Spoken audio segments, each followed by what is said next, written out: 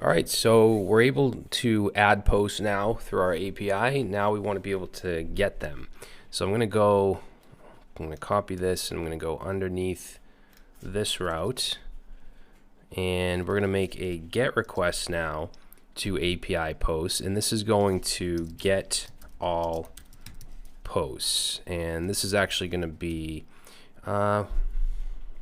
originally I was going to make this public. However, we're not going to be able to see the post page unless we're logged in. So we might as well make it private. And I mean, it's up to you guys. If you want it to be public, that's okay. But like I said, the way that we're building the front end, you have to be logged in to even see the posts. Profiles are public, but posts are not. That's one of the main reasons for getting people to sign up is to communicate with other developers. So let's do that. And there may be a couple things throughout the course that I change along the way that I just realized. So that's one of them. So let's do, we want to do router.get. And let's do just slash. Okay, we want to add in our auth middleware since it's private. And then let's do request response sync request response, and then let's see, this is going to be pretty simple actually. We're just going to do a try catch and just copy this.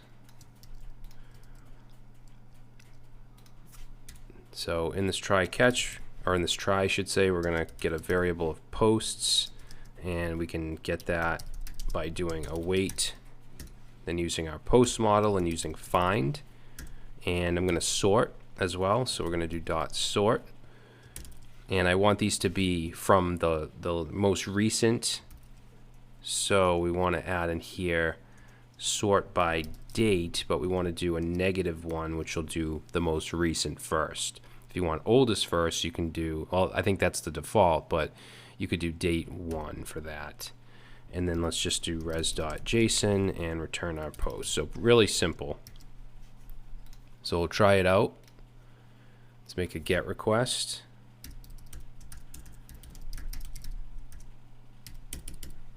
API posts.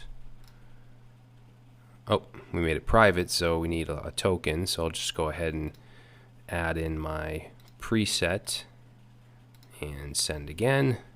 And there we go. We see our 2 posts, one by Brad, one by John Doe.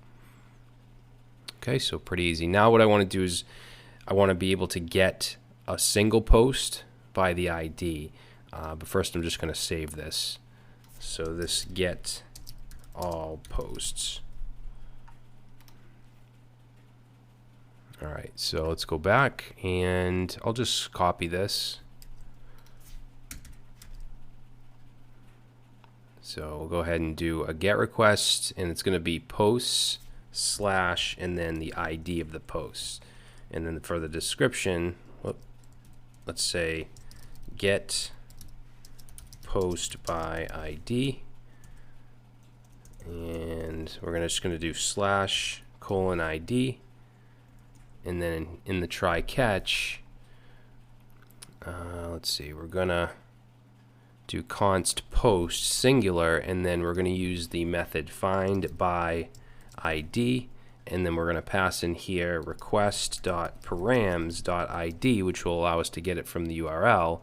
And then let's just get rid of this sort. Oops, I keep doing that. All right, so that should do it. And then as far as the response, before we do that, I mean, we want to return with the post, but we also want to check to see if there is a post with that ID. So let's say if not post, then we'll go ahead and return a status of, let's do 404 because it's not found. And we'll just do a message we'll say post not found. All right, now we're going to have the same issue that we had with getting, what was it, a profile. If what they pass in as an ID is not a valid object ID, then this, whatever is in here, is going to run. Okay, and I want to have the same message if that's true. So what I'll do is copy this if statement, and I'm going to go right in the middle here and paste it in. But the condition I want to check is this error object has a property called kind, and I want to see if that's equal to object ID. Okay, if it's equal to object ID, it means that it's not a formatted object ID, which obviously there's not going to be a post found, so we want this same response, if that makes sense. All right, so let's save that, and let's go. I'm just going to copy this URL here. Let's open up a new tab, and let's do slash.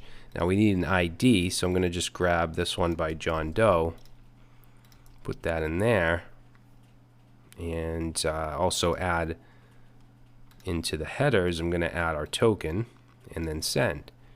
And there we go. So we get an object with all the post data. Now, let's save this. Say get post by ID. And if I do a valid object ID that is not found, we get post not found. Or if I do something that isn't even a valid object ID, I still get post not found. Now we still have a little bit more time in this video, so we might as well do the delete. It's not that much code, so we'll go ahead and do that. I'll actually copy this whole thing right here. Okay, so to delete a post, we're going to do a delete request, and we're going to need the post ID, so /:ID, and let's say delete a post. Right here we want to do :ID, and we also want to make sure that this is a delete. All right, now in the try, we want to find the post, so we're going to do just like we did in the find by ID. We're going to use find by ID. I'm going to pass in request.params.id, and then let's go ahead and get rid of the sort. Now we want to make sure that the user that's deleting the post is the user that owns the post. Okay, and I think that that's one of the mistakes I made in the first version of this course, is we didn't do that check. And even though it wasn't possible in the UI, in the front end, you still don't want that to even be possible in the back end, doing it through Postman or something. So let's go ahead and do a check on the user. Okay, so we'll do, let's say, if post.user. Now, we want to match the post user. We want to check to see if the user is not equal to the request.user ID, which is the logged in user. But what's going on here is this is a string, and this is not. This is an object ID. So what we need to do for these to match is to just add on the toString method, which will turn it into a string. Because if we don't do this, it will never match, even if it's the right user. So if the user doesn't match the user that's logged in, we're going to return res.status, and let's do 401, which is not authorized. And we'll go ahead and send a message, user not authorized. Okay, else then we're just going to call remove. So we need to do await post.remove. And then as far as what we want to return, I'm just going to return a message that says post removed. And that should do it. So let's save.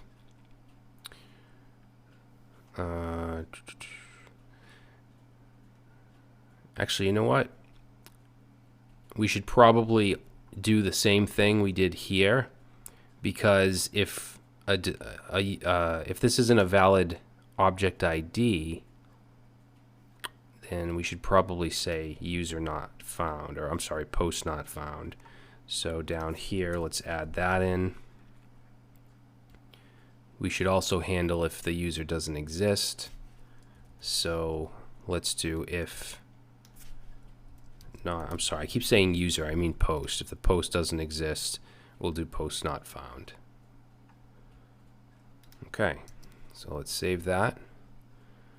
Let's open up a new tab here. Actually, you know what I'll do is let's add a dummy post just to delete. So I'll go to add post, go to the body here, and we'll say delete me.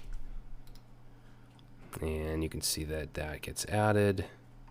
If we search all of our posts, we should see that right there. So what we want to do is grab this ID, and in our new tab,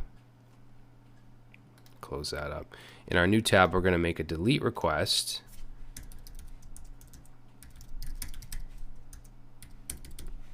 to API posts / and then the ID, and we just need our token, and we get post removed. Now if I go back to get all posts, when I refresh, this should not be here, and it's not, it's gone. Good. And if I were to do something that's not a valid post, I get post not found, even if it's something that's not a valid object ID. Okay, so let's save this.